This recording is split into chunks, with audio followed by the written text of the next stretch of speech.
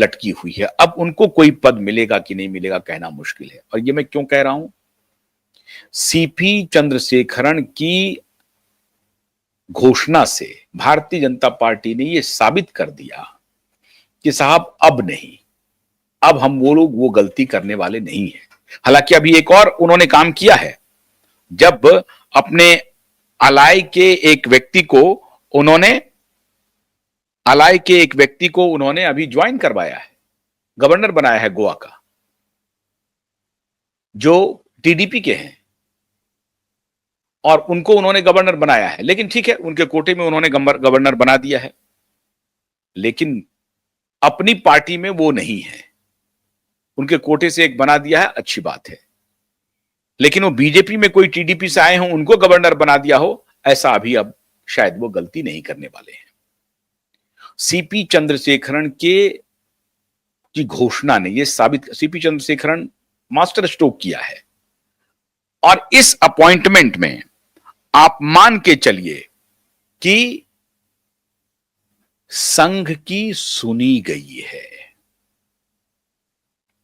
मोदी और शाह की बातचीत पक्की हो गई है, और मोदी और शाह इस बिंदु पर एकमत हो गए हैं कि हमें अब अपनी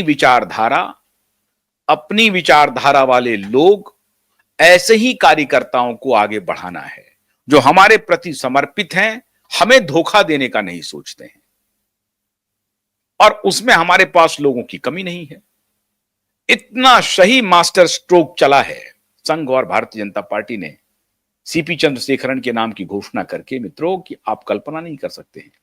अभी तमिलनाडु में चुनाव होना है। बीजेपी की बहुत चिर प्रतीक्षित तमन्ना है कि तमिलनाडु में किसी एक कोने में कुछ तो कमल खिले।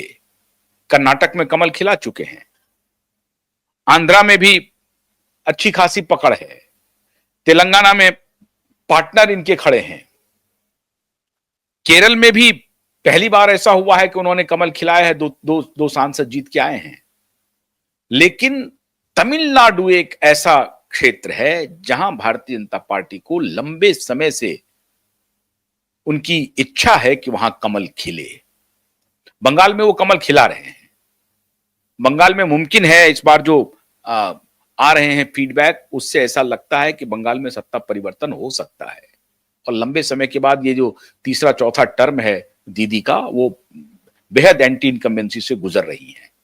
तो तमिलनाडु में कमल खिलाने के लिए तमिलनाडु का, और वो भी जाति समीकरण में भी भारतीय जनता पार्टी ने मास्टर स्ट्रोक चल दिया है।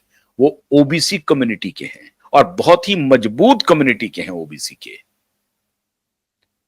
संघ के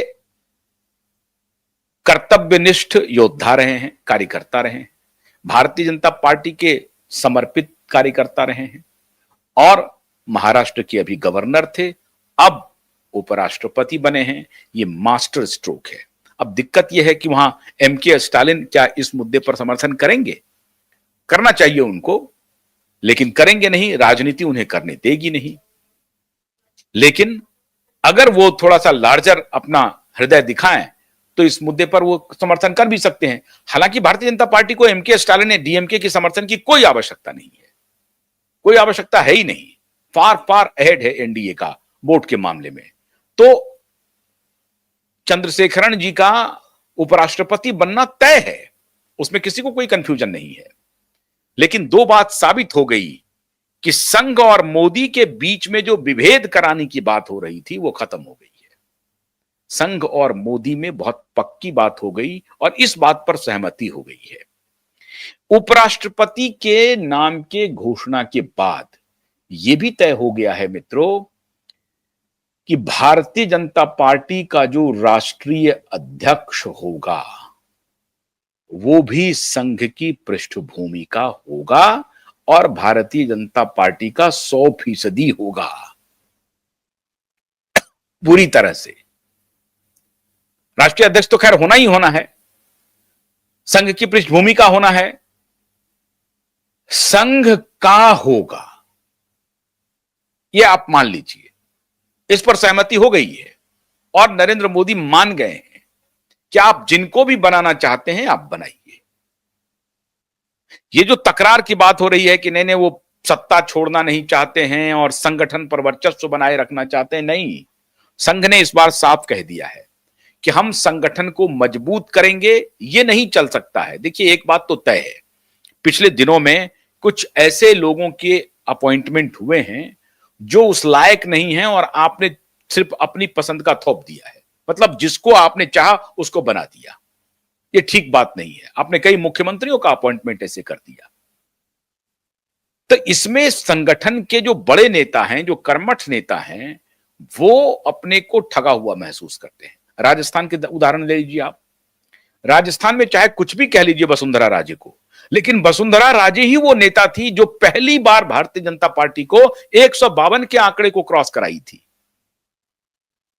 उनमें कमियां हो सकती हैं, उनके कमियों की बड़ी आलोचना हो सकती है, लेकिन जहां तक परफॉर्मेंस का सवाल है, कमी से कौन अछूता है, तो जहां तक परफॉर्मेंस का सवाल है तो वसुंधरा के परफॉर्मेंस के नेतृत्व में परफॉर्मेंस कोई दोयम दर्जे का नहीं रहा है, लेकिन आपने उनको हाशिए पर ढकेल दिया।